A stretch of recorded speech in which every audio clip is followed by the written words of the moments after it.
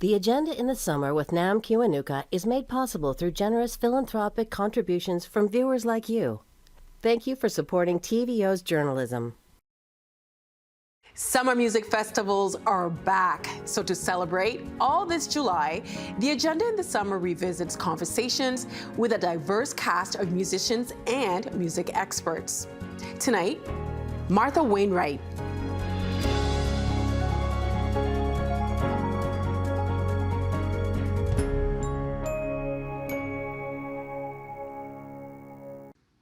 Growing up is hard enough without feeling as though you're in the shadow of not only your brother, but your mother and father too. To call Martha Wainwright the daughter of a legendary musical family is a mere starting point. The highly acclaimed singer-songwriter has always had her own story to tell in music and in life. She's now laid that bare in an incredibly frank and captivating memoir titled Stories I Might Regret Telling You. And it's a pleasure to welcome Martha Wainwright to our virtual studio from Montreal, Quebec. Hello. Hi. It's very nice to meet you. You admit in the book that writing the book was a thorn in your side for about 7 years, and that if your mother was alive, you might not have written it. What made you decide to follow through in writing your memoir? Well, I didn't want to have to give back the advance was the main reason, but also because I worked hard on it. I was very, I felt very like, it spoke to my ego and to my vanity when I was asked to do it. And I thought, okay, well, I'll write a book. But then a year went by and I thought, okay, I better get started on this book that I said I was going to write. And then I got into it and it would prove to be quite difficult, because it's, I had never done anything like this before. And, it was really intense, and it takes a lot of work and a lot of time and a lot of it was a lot of process. And I wrote a lot, and then I took a lot out, and then I changed it, and then a couple of years went by where I didn't touch it at all because I thought I don't want to do this. It's too much. And then I went back to it and thought, no, I do want to do this, and I want to try and figure out what I want to say and what I think is important, and get rid of some of the stuff that I don't think is that important, and have it be funny, but also have it be, tell my story, there was some sad stuff in there too. So it was hard, but I'm really glad it's over. And I don't regret it at all, but I'm glad it happened. Well, I was going to ask if you do regret it, but because the title says Stories I Might Regret Telling You, and it's good to hear that you don't regret it.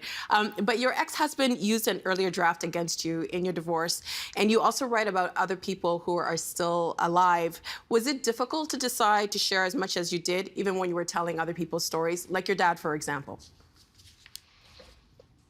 Well, the stories of my family and that relate to my dad, there's stories that have already been exposed a little bit in articles and even in songs that we've written, and also in my dad's own book, Liner Notes, it's called, where he talks about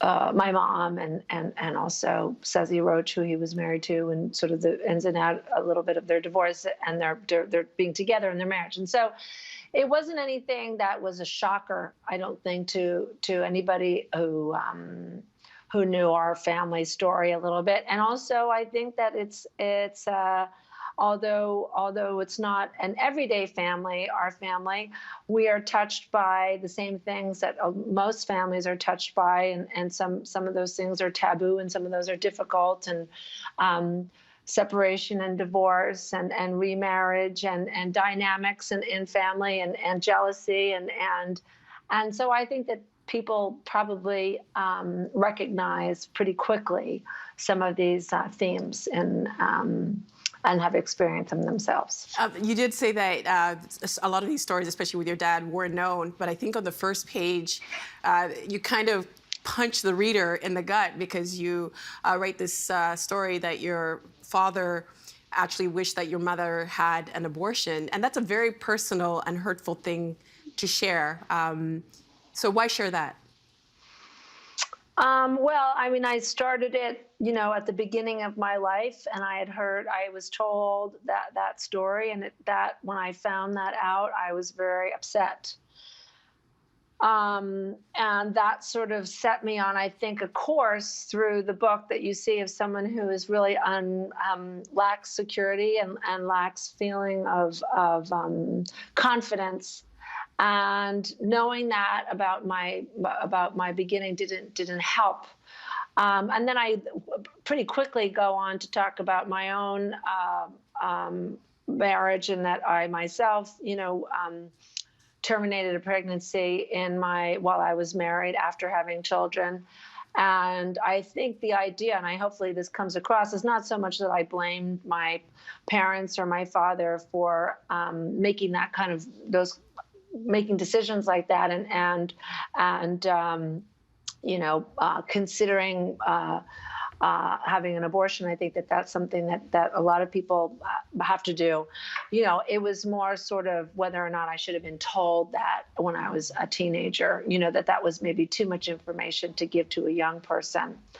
And so, yeah, my father definitely ends up being, kind of a target in the book, on the first page in particular.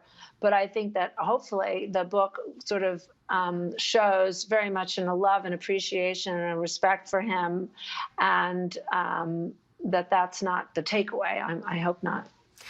No, it's definitely, you saw the progression in your relationship. And I think when we're young, we kind of see our parents as if they belong to us. And then as we get older, we start seeing them as individuals, people who had their own dreams and wishes and problems. Do you think that you grew to understand him better as you got older and when you became a parent? When I became a parent, yes, but I think even more when I became a songwriter, and I had written songs about his family members, and then I started doing the same thing, and I started repeating the same, perhaps bad habits that my parents had. We have a picture of your dad with his grandson, your dad, Loudon. Yeah, and my dad, Loudon Wainwright III, and he's holding my youngest son, Francis Valentine. And so I connected with my dad through music, and also we have the same life in many ways, traveling from city to city, singing our songs, being troubadours, and that's really where we understand each other the best, and as a parent, I'm a different type of parent. I'm much more like my mom was, but I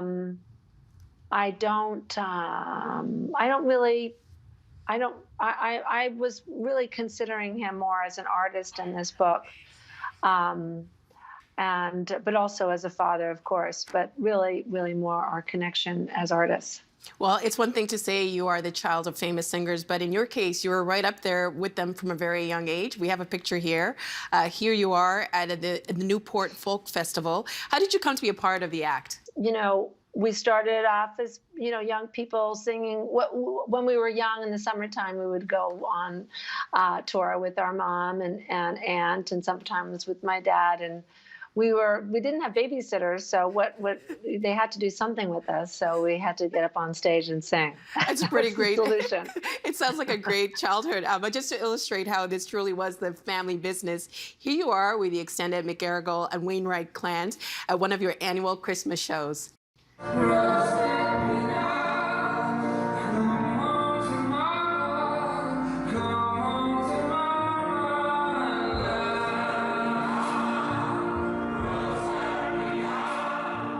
Is there anyone in your family who can't sing? Do you have any accountants, bakers? We got a couple who can't sing, but we make sure that they stay far from the microphone. We don't want to tell them. They don't know. So we just sort of pretend that they can. Were you always resolute in becoming a musician? Yeah, I mean, I think, I think that it was very natural. I always liked the stage as a young person, like many young people do, who like to be, in theater and singing songs and in their bathroom, in the bath or stuff. But I was a good enough student. I was kind of a little bit lazy, but I was a good enough student. But I did realize I had one math teacher who told me when I was in grade 9, she was mad at me because my homework wasn't done properly. And she said, "What do you want to do all your life? Sing and dance?" And I thought, yeah, that That sounds good. that sounds about right. Probably.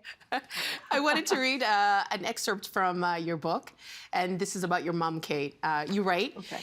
Kate was often frustrated with me to the point of being hurtful. She broke some cardinal parenting rules, like talking shit about my dad, but then she would raise him up to an almost godlike position, saying how great a singer he was and that he was underappreciated. She couldn't always control her temper, but I couldn't control mine either. They were scenes. She occasionally told me I was mediocre. Hearing your mom call you mediocre, what effect did that have on you? Well, once again, I think it was something that she shouldn't have said, and it was very painful. But I think I go on to say that, I don't really think that she might have meant it, but I think that she wanted me to be as good as I could be, and I had always had trouble sort of taking the reins and taking control of the talent that I might have and sort of going as far as I could with it. And I think she had seen me over the years sort of repeatedly shoot myself in the foot a little bit and make mistakes and sort of do not a great performance when there was important people in the audience and not do a great performance when there was no one in the audience, or, be self-destructive and sort of not take my work seriously.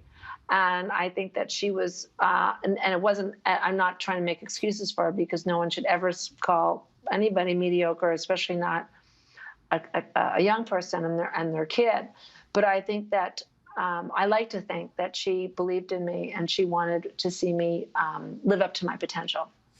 How, when you do hear that, it kind of, like reading your memoir, it seemed to kind of sow a seed of like doubt in you. How long did it take for you to silence that doubt? About 25 years after starting. I mean, I think this is the newer me, I guess, has really let that go, but it's taken me a long time. Everyone has their different way of getting there. And for me, it required doing shows for 25 years and, making many albums and finally feeling, okay, well, I'm just as good, as my parents and my brother. And it's not, it was my kind of slower paced attempt to be at the table and just to feel good about it. You write about your brother Rufus, lots of funny stories about the sibling rivalry you both had. I think when you came from the hospital, the story was that he poured a glass of grape juice over your head. Yes, that's correct. And then there's a story of how you tripped him. Right, exactly. And almost killed him. No, yeah, but, we were, but now you admire each other and you love each other very much. I wanted to read an excerpt from the book that you write. Though I was a daughter of twice over, doors seemed closed to me in stark contrast to the attention paid to the sons of musical stars. I knew and hung out with all those boys in New York and LA, Teddy Thompson, Sean Lennon, Chris Stills, Harper Simon, and the list goes on and on. I liked them. They were my friends, but they were all getting signed and written about and had publicists and photo shoots and beautiful girlfriends. Were their songs better than mine? Were their songs more genuine? I think Bloody Mother effing A-hole is really about getting the short end of the stick. And I made a little edit because I can't say those words on TV. What has it been like for you as a woman in the music industry? Well, especially at the beginning, it felt, like there There were you are more performing. barriers. Yeah, there I am singing. Hmm. Especially at the beginning, it certainly felt that there were more barriers, and I imagine that is also because of the way that I felt about myself, and didn't think I was good enough or pretty enough or talented enough or good enough at my instrument, and so there was a lot of insecurity that played into that. But I would say that it was kind of odd to me that at the time, there was all of these guys getting so much attention, and we weren't hearing so much from the daughters of these rock stars, and we haven't as much at all. There are some breakaways from that, but I guess, as women, as young women, in particular, we were sort of taught to still, you know, get married or get a job and sort of, get on with your life, and not to become kind of a stage person or rock and roller or a musician was still, and is still to this day, not it's a different path than a lot of women take, and I think it's because there's not as many examples. And I think also in history of women in rock and women in music, there's always a sort of darkness associated with it. You can't be a good mother and also be playing at nighttime in music venues and surrounded by unsavory people or something. Or certainly there are unfortunately, in the past in music, a lot of women who were singers.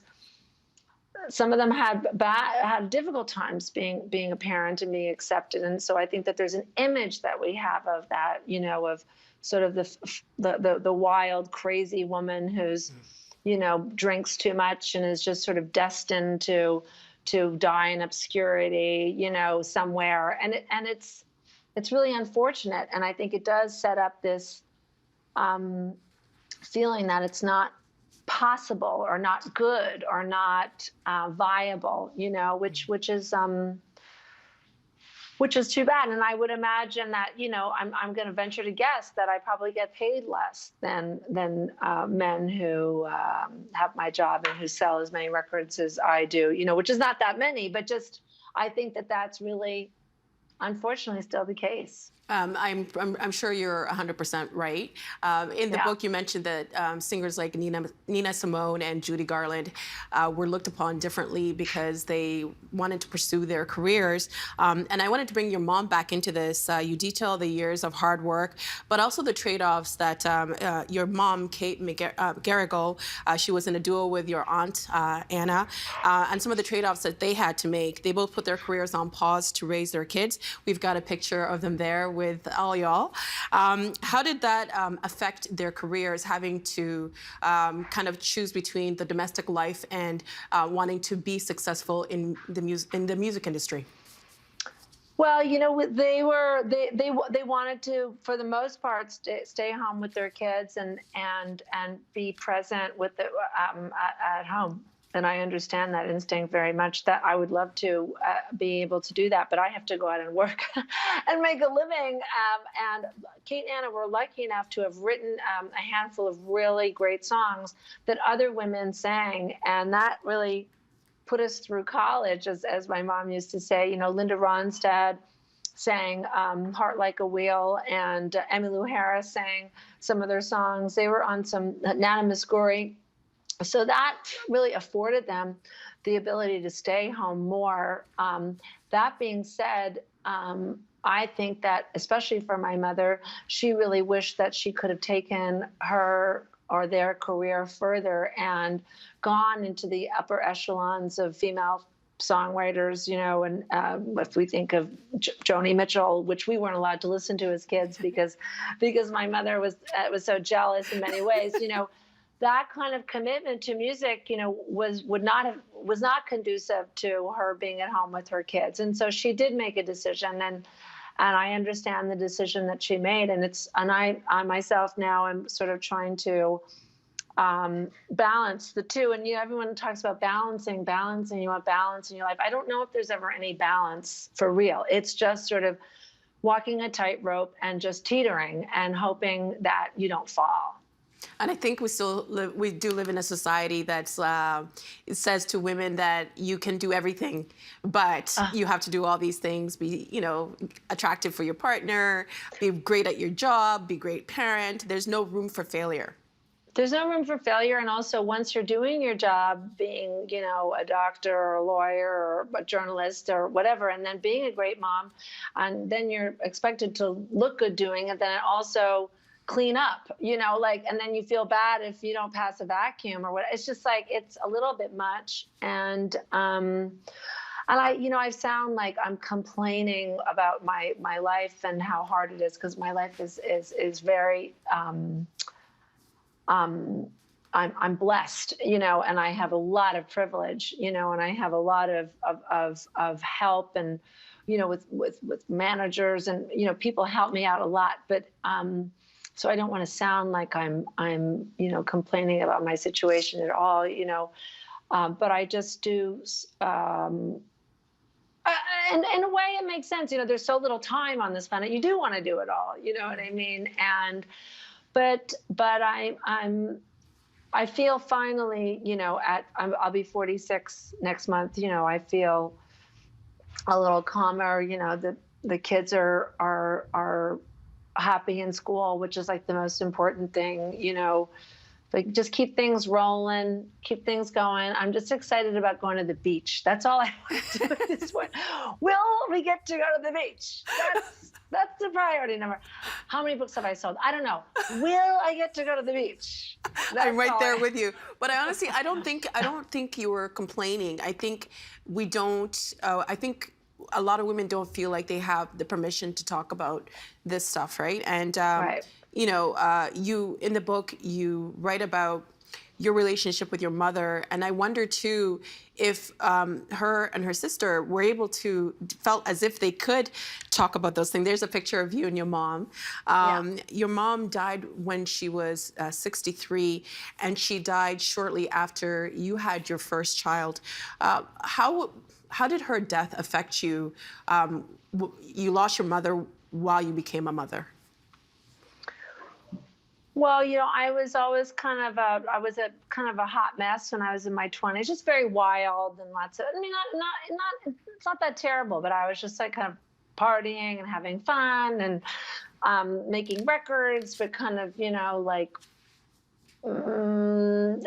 was dedicated to it, but I was just kind of like flailing a little bit in a way. And then I had to be like a adult. I had a young child who was born premature and had some real issues. And then, my mom died, and then I owned a house, and then owned this other house, and then I had to pay out this mortgage, and I was like alone in many ways and really sad. And I really had to sort of pull it together. And in that way, it changed my life. And I think, in many ways, it forced me to grow up, which I think was good.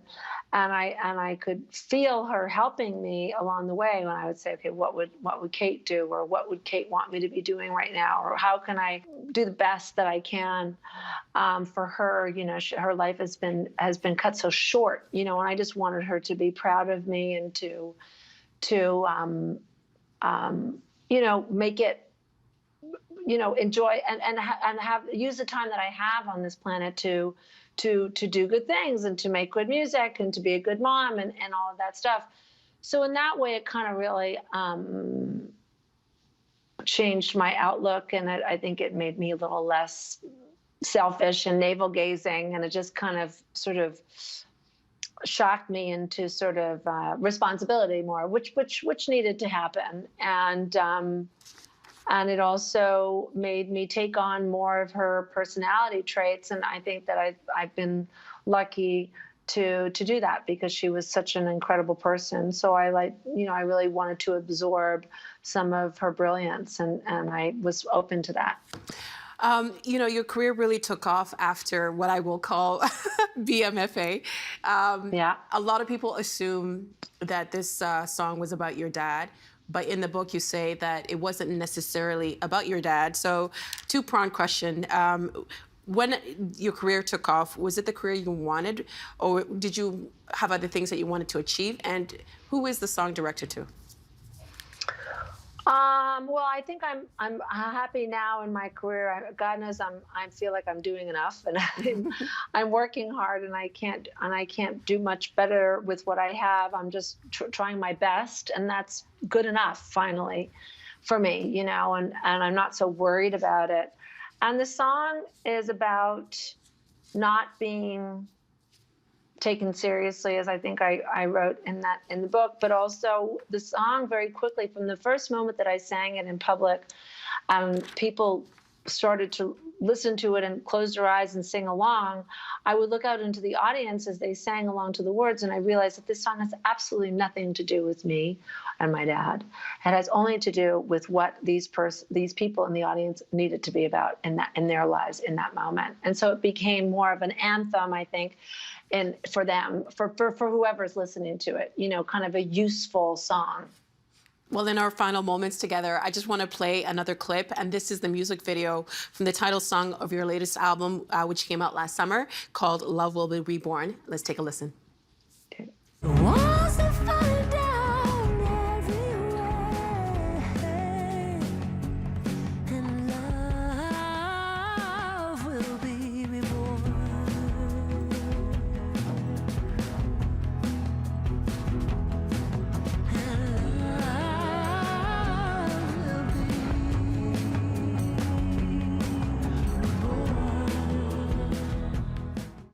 I'm going to guess that those were your sons?